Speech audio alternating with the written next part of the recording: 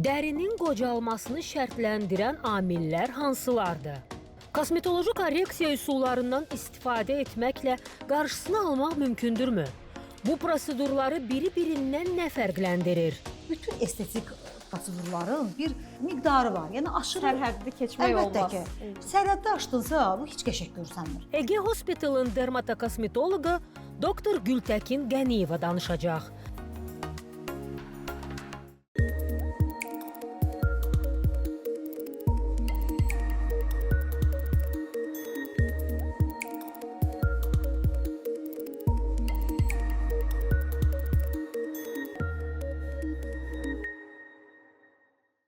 Hər vaxtınız xeyir olsun əziz ARB TV izləyiciləri. Mən Dr. Dilbər Rahim. Səhhətimizin bugünkü buraxılışında hər birinizi salamlayıram.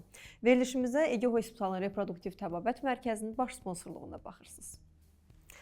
Əziz tamaşaçılar, ekrana yaxın əyləşin, çayınızı, kofenizi hazır edin. Bugün çox maraqlı bir mövzudan danışacağıq, amma ilk öncə istərdim qonağımı sizlərə təqdim edeyim. Bizim bugünkü qonağımız Ege Hospitalın həkim dermatokosmetologu Gültəkin Qəniyevadır. Necəsiz doktor? Çox sağ olun Dilbər xanım, çox minnətdaram. Təşəkkür edirəm bugün qonağımız olduğunuza görə. Ümid edirəm maraqlı bir veriliş keçəcək bugün. İstərdim mövzunu siz bu dəfə açıq elan eləyəsiniz ki, biz bugün nədən danışacağıq? Dilbər xanım, əslində verilişə gələrkən bir sıra mövzular beynimdən keçdi, amma düşündüm ki, indi danışacağımız mövzunun üzərində dayansam daha məqsədə uyğun olar. İki səbəbdən. Gəlin əvvəlcə istəyirsiniz mövzumuzu açıqlayaq. Qocalma və onun kosmetoloji korreksiya üsullarından danışmaq istəyirəm, amma iki səbəbdən bu haqda danışmaq istəyirəm. Birinci səbəbi ondan ibarətdir ki, hər hansı bir xanım və yaxud da bəy, artıq bilirsiniz, müasir dövrdə bəylər də kosmetoloji, inyeksiyon kosmetoloji üsullara müraciət edirlər. Kimsə hansı bir proseduru icra edəndə onlara deyirlər ki, bütün üzü botoksdur. Botoks elətdirir. Yəni bütün prosedurlara botoks deyilir. Əslində bilirsiniz, botoks bir prosedurdur, düzdür, müxtəlif göstərişləri var, amma yəni bu inyeksiyon kosmetologiyanın üsullarından biridir. Digər səbəbi isə ondan ibarətdir ki, bir sıra hallarda pasientlər inanıram ki, digər kosmetoloqlar da eyni suallarla müraciət edirlər. Əgər mənə müraciət edirlərsə, deməli onlara da müraciət edirlər. Doktor, sizcə mən mezoterapiya mı elətdirsəm, yoxsa botoks mu elətdirsəm? Sizcə mən dolğu mu elətdirsəm, yoxsa sap mı qoysaq?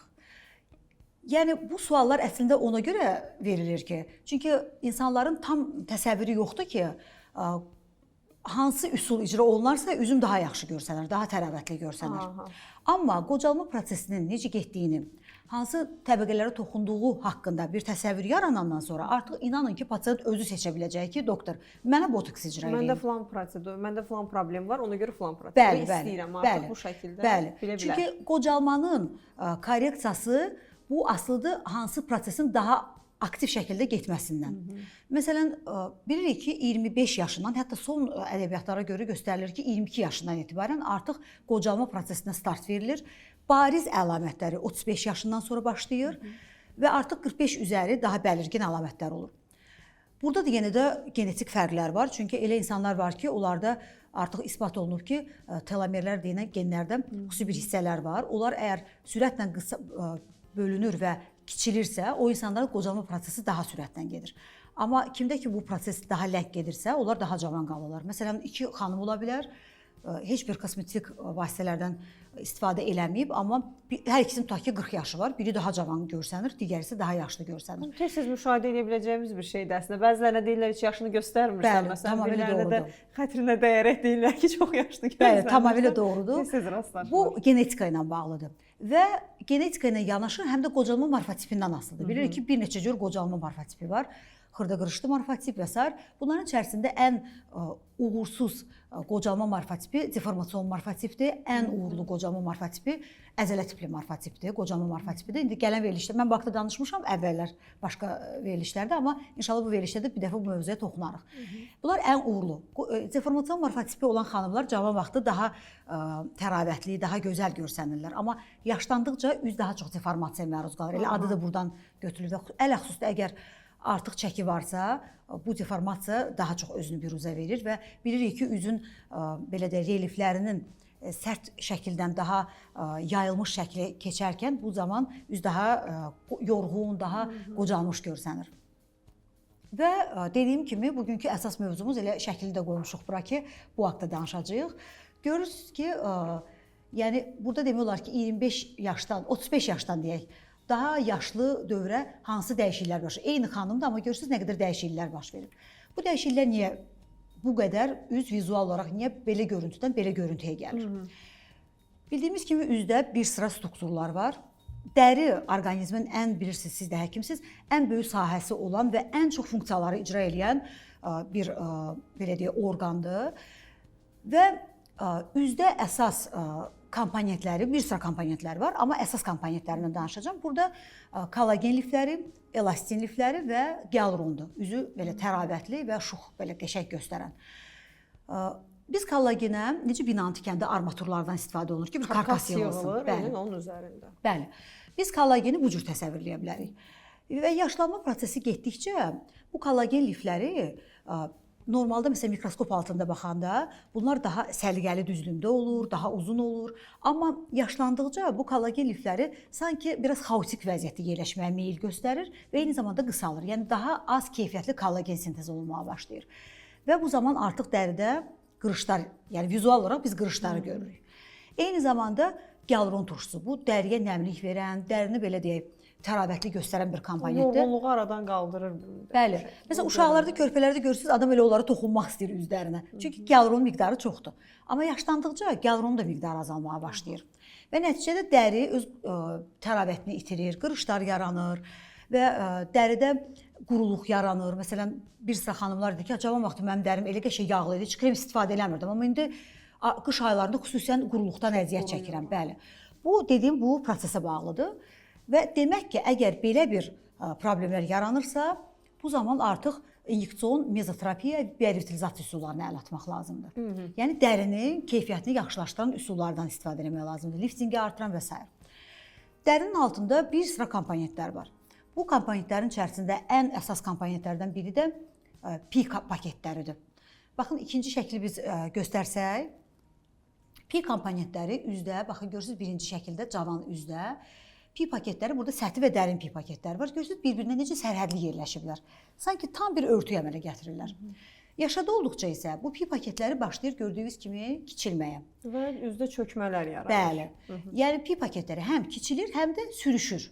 Yerindən sürüşməyə başlayır. Görürsünüz, baxın bu pi paket görürsünüz nə qədər sürüşüb aşağıya. Və sanki üz aşağıya doğru sallanmağa başlayır. Bəli. Burada qravitasion ptoz deyilən bir nəzəriyyə var. Uzun illərdir bu nəzəriyyə haqqında danışılır, amma son vaxtlar artıq bu nəzəriyyəyə yenə də çox da üstünlük verilmir.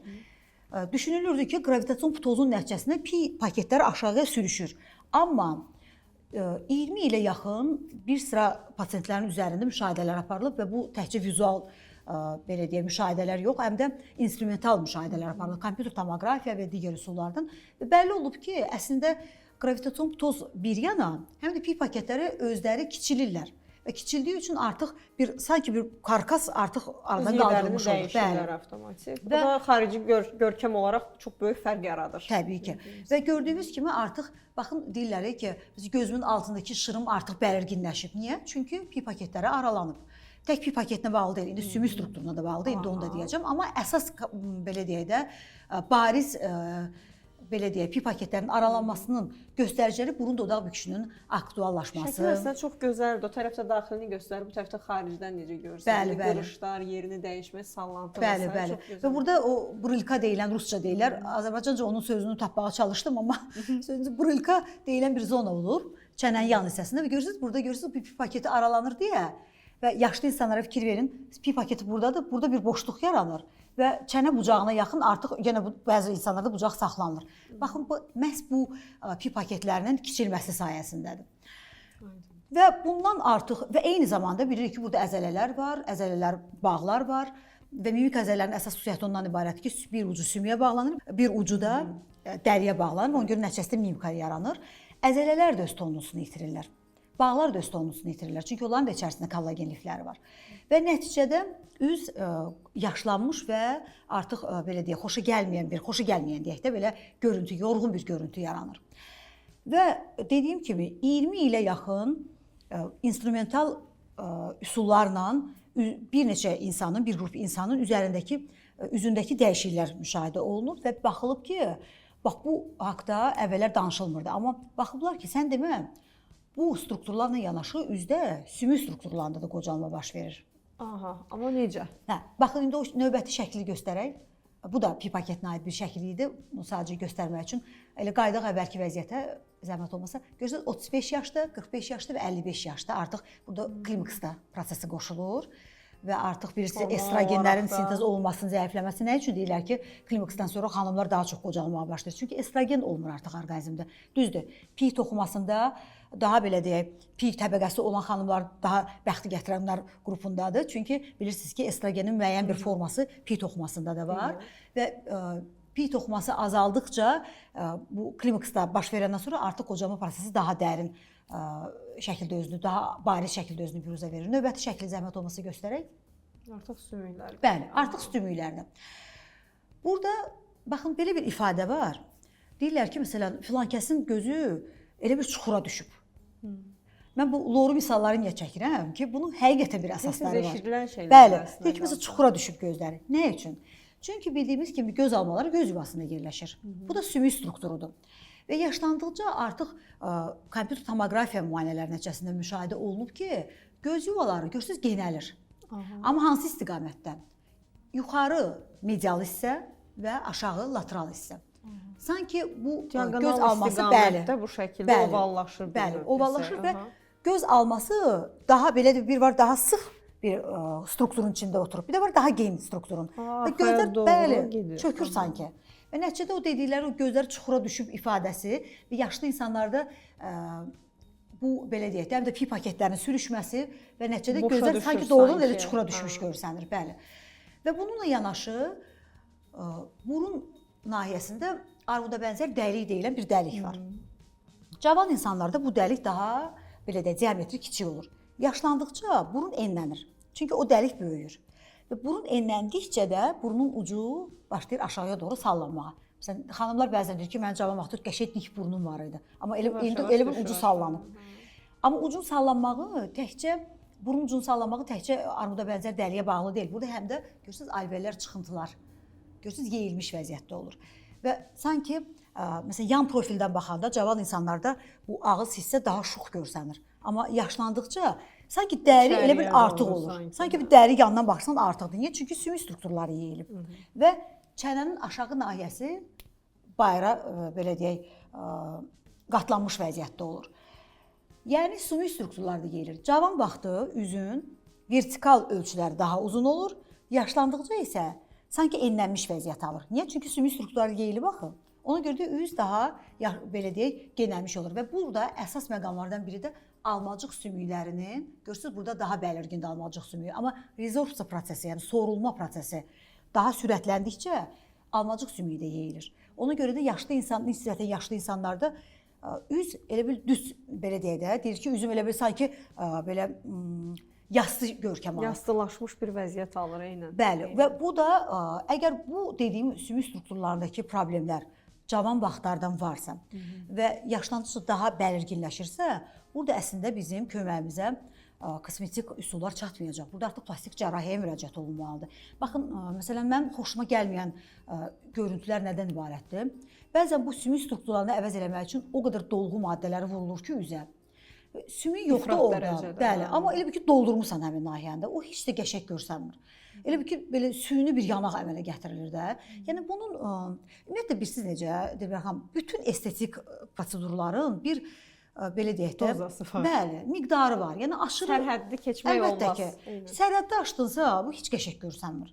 Baxın, məsələn, insanlar düşünür ki, məsələn, mən göz yaşı şırımını tamamilə aradan qaldırsam və yaxud da ki, burun dodaq büküşünə o qədər dolğu bəzən vurulur ki, düz bir xətt deməli gəlir də. Düşünürlər ki, bu şırımları aradan qaldırsam, qəşəng olacam. Heç də elə deyil.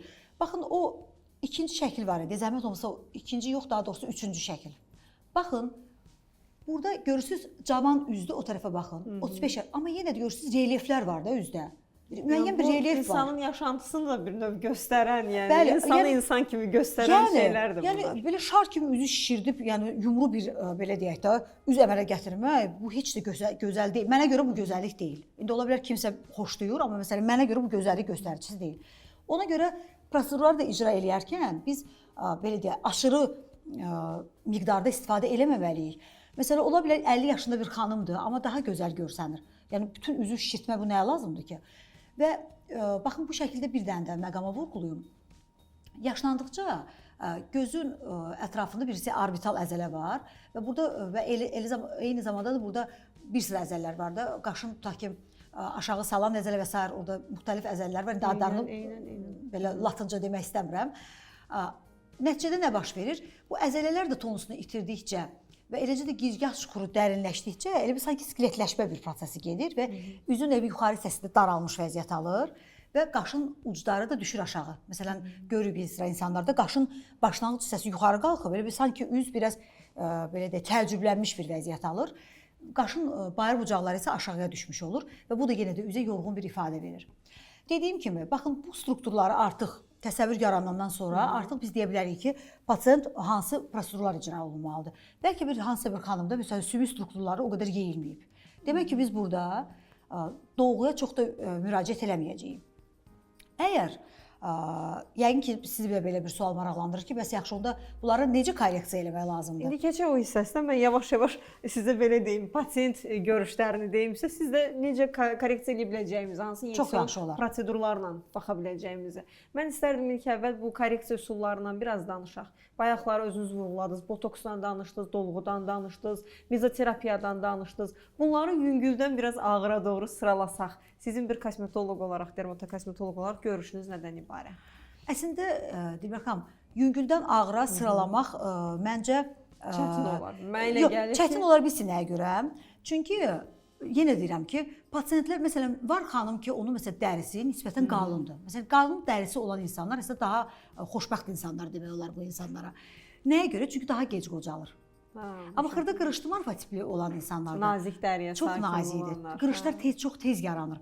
Hətta məsələn burun əməliyyatı icra olunanda keçdim başqa bir mövzuya, amma yəni bunu mütləq deməliyəm. Əlaqəli dəsinə qalsa hamısı bir-birindən, bəli. Məsələn, burun əməliyyatı icra olunanda nazik dərili xanımlarda sağalma prosesi daha yaxşı gedir. Şiş daha tez çəkilir və s. Amma yaşlandıqca sanki dəri naziliyir və perqament kağızına oxşar bir vəziyyət alır. Məsələn, nəyə görə deyirlər ki, çoxsaylı burun əməliyyatları icra olunmasa yaxşıdır, xüsusən də əgər kəsik vasitəsilə icra olunursa. Çünki artıq dəridə perqamentləşmə prosesi gedəcək və sanki ki, altdakı bütün strukturlar bəlirgin olacaq. Ona görə də yəni məsələn xırda qırışlı morfotipi olan insanlarda yenə deyirəm, amma bu kəskin bir sərhəd deyil. Hər ikisində mezoterapiya icra olunmalıdır. Amma məsələn elə xanım var ki, məsələn orada sümük strukturları daha yaxşı qorunub saxlanıb. Demək ki, bu insanlarda daha az dolğu maddələri istifadə olunacaq. Yəni birinci növbədə biz dəri əsas örtükdür və 25 yaşından sonra demək olar ki, bütün insanlara inyeksiyon üsullar tətbiq oluna bilər. Amma burada preparat fərqi var. Preparatın yəqin ki, seçim məsələsi var artıq. Məsələn, xırda qırışlı morfotipdə məsələn gialuron tərkibli preparatların istifadəsi daha məqsədə uyğundur ki, nəmlənsin, qurumasın. Amma məsələn, deformasyon morfotip insanlarda gialuron turşusu çox da istifadə olunmağı və xüsusilə ağır ehtiyac yoxdur, yenə deyirəm, kəskin bir sərhəd qoya bilmirəm, amma yəni daha az istifadə oluna bilər. Niyə? Çünki o su çəkir özünə. Zaten deformasyon morfotipdir, ödemi artıracaq. Ona görə də biz maksimal dərəcədə pasiyent bizə müraciət edəndə elə ümumi adı mezoterapiyadır, ümumi adı bioelektrizasiyadır, amma hansı komponentlərə üstünlük verilməlidir, onu kosmetoloq artıq seçməlidir və bunun üçün sənin çox bilgin olmalıdır ki, uyğun prosedur seçə biləsən pasiyentə. Və son vaxtlarda Dilbər xanım 5 nöqtə möcüzəsi, 7 nöqtə möcüzəsi belə bir prosedurlar gəlib. Düzdür, mən də eləyirəm bu prosedurları, etiraf eləməliyəm, amma məsələn, o prosedurları daha çox mən profilaktik üsul hesab edirəm. Müalicəvi üsul saymıram. Onların tərkibi, yəni o 5 nöqtə dediyimiz, yəqin ki, nahiyə olaraq o 5 nöqtə deyilir orada, elə deyilmi? Prosedur tam olaraq nədən ibarətdir? Mən onu bilmək istəyərdim şəxsən. Prosedur bilirsiniz necə? Eyni preparatlardır. Sadəcə bir sıra pasiyentlər var ki, onlar ağrıya daha az dözümlüdür. Daha az dözürlər. Bir var ki, məsələn, üzə 50 dənə inyeksiya icra eləyəsən, bir də var 5 dənə nöqtəyə vurasan. Yəni minimal nahiyə ilə maksimal belə deyim də, sanki effekt almağa çalışır, amma elə deyil. Yəni çünki bu 5 nöqtə ancaq üzə tətbiq olunur. Bəs bu boyun qocalmır, bəs bu dekolte qocalmır, bu da qocalır axı. Ona görə yəni onu mən profilaktik üsul hesab eləyirəm. Bu yenə də mənim şəxsi fikrimdir. Mənlə razılaşmaya bilən insanlar ola bilər, amma mən belə düşünürəm. Çünki məsələn üzün məsələn 5 nöqtədə biz alın nahiyəsini müdaxilə eləmirik. Amma bu alın dərisi qocalmırmı? Bu da qocalır da. o da nəmlənməlidir. Ona görə mən o üsulları daha çox profilaktik sayıram. Müalicə kimi bütün nahiyələrə inyeksiya icra olunmalıdır. Amma əgər biz məsələn botoks icra eləyəcəyiksə, botoksu sonda icra eləməliyik. Niyə? Çünki biz botoks icra elədiksə artıq biz bilirsiniz ki, ən çox üzün yuxarı 1/3 nahiyəsinə tətbiq olunur. Artıq orada biz mezobiorevitalizasiya proseduru icra eləmək məsləhət deyil. Çünki botoks açacağıq.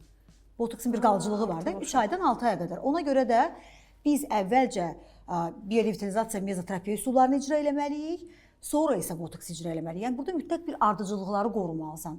Bəzən pasiyentlər tələsir. Təbii ki, burada pasiyentin tələsməyini bəzən nəzərə alırıq. Deyir ki, məsələn, mən xaricdən tutaq ki, gəlib, deyir doktor, mənim məsələn, cəmi 2 həftə vaxtım var. Misal üçün, mən bu prosedurları mən sizin yanınızda elətdirmək istəyirəm və yaxud da bu sırf burada Azərbaycanda elətdirmək istəyirəm. Mənə kömək edin məsələn bu tərzdə. Bu zaman biz məsələn 2 həftə vaxtımız varsa, təbii ki, botoks icra eləyəcəyik ki, korreksiyanı da icra eləyə bilərik. Yəni artıq bu pasiyentin vaxtından həm də vaxtına da bağlıdır. Bir də ki, mənə elə gəlir bu bir istisnai durumdur, yəni belə baxanda. Əslinə qalsa protokola nəzərən baxılsa, necə ki az öncə vurğuladığınız kimi, hər şeyin bir qayda qanunu olmalıdır. Bəzən bu qaydadan, qanundan kənara çıxır, amma bəzən pasientlər də bizi bunu təhrik eləyir. Dilbər xanım, onu da deyimsə, pasient də təhrik eləyir. Məsələn, mən düşünürəm ki, biz qaydalardan kənara çıxmalar eləməməliyik, pasient istəsə belə.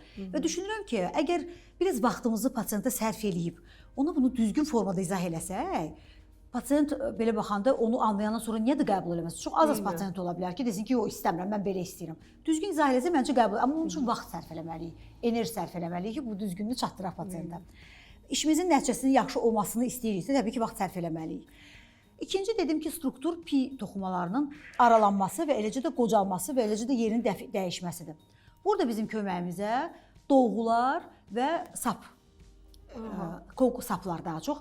Bu saplar bizim köməyimizə çatacaq. Bu halda biz bayaq göstərdim də ki, o pi paketləri bir-birinə aralanır. Sanki elə bil ki, o araları bərpa eləməyə çalışırıq. Dolğu maddələri ilə və eləcə də sümük strukturlarındakı yeyilmə varsa, bu zaman yenə də dolğu maddələri bizim köməyimizə daha çox çatacaq. Məsələn, pasiyentlər çox vaxt deyir, doktor, mənim tutaq ki, alnımda qırışlarım var. Sizcə mezo eləsəm kifayət eləyər? Təbii ki, kifayət eləməz. Burada mezodan sonra dediyim kimi mütləq botoks icra olmalıdır. Və yaxud da pasiyent deyir, doktor, sizcə mənim üzümə yalnız botoks eləsə, yoxsa sapma eləyim? Bunlar tamam fərqli üsullardır. Botoks, yenə deyirəm, üzün bütün nahiyələrinə tətbiq oluna bilər. Hətta mən praktikamda, məsələn, nevroloji xəstəliklər var, migren var, spazm var və yaxud da digər bir hemofasial spazm var və s. Bu halda da mən botoks icra eləyirəm. Bu, təbii ki, bu artıq müalicəvi botoksdur. Amma sapla botoks bunlar tamamilə fərqli üsullardır. Botoks qırışları açmaq üçündür, qaşın uclarını bir balaca qaldırmaq üçündür, göz ətrafı qırışları aradan qaldırmaq üçündür, alındakı qırışları aradan götürmək üçündür. Məsələn, tutaq ki, gülür, damağı görsənir. Bu zaman biz botoksdan istifadə edirik. Artıq dəri strukturu tamlaşandan sonra, belə deyim, ona müdaxilə ediləndən sonra artıq vizualizasiyada müəyyən dəyişiklik etmək üçün botoks köməyə çatır. Bəli.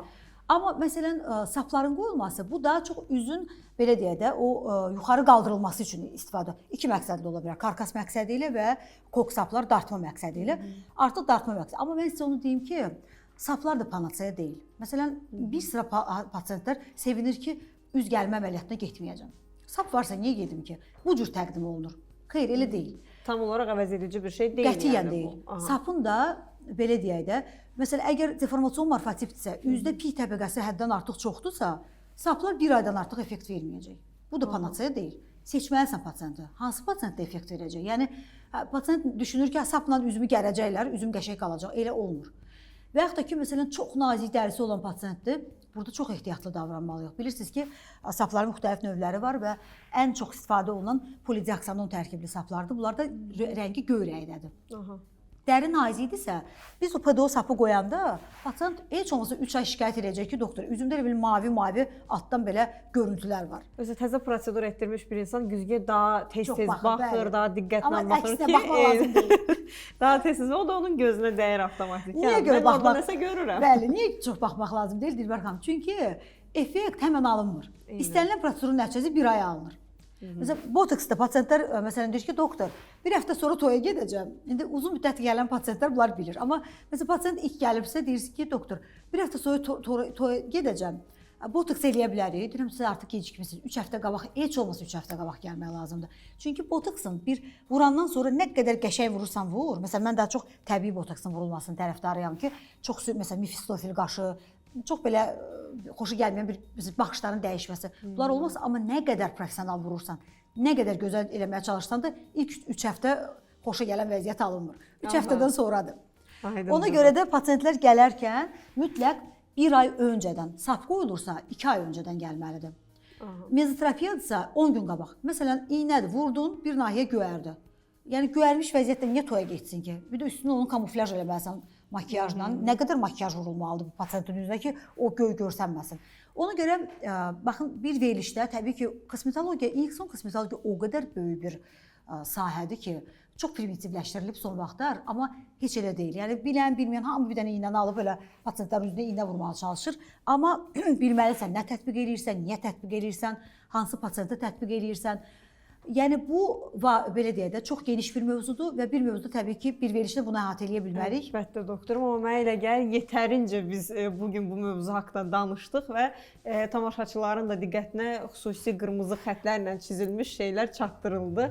Təşəkkür edirəm sizə bir daha. Verilişdə yenidən xatırlatma edeyim ki, bizim bugünkü qonağımız Ege Hospitalın dermatokosmetoloqu, həkim dermatokosmetoloqu Gültəkin Qəniyeva idi. Bir daha təşəkkür edirəm doktorum sizə. Ümid edirəm gələn verilişlərdə sizi burada görmə imkanınız olar. İnşallah. Vaxtdan səmərəli istifadə etsəm inşallah ki, gələcəm. İnşallah doktorum. Əziz tamaşaçılar, bir verilişin daha sonuna gəldik. Gələn verilişlərdə sizi yenidən eyni saatda burada görmək ümidi ilə. Təşəkkürlər.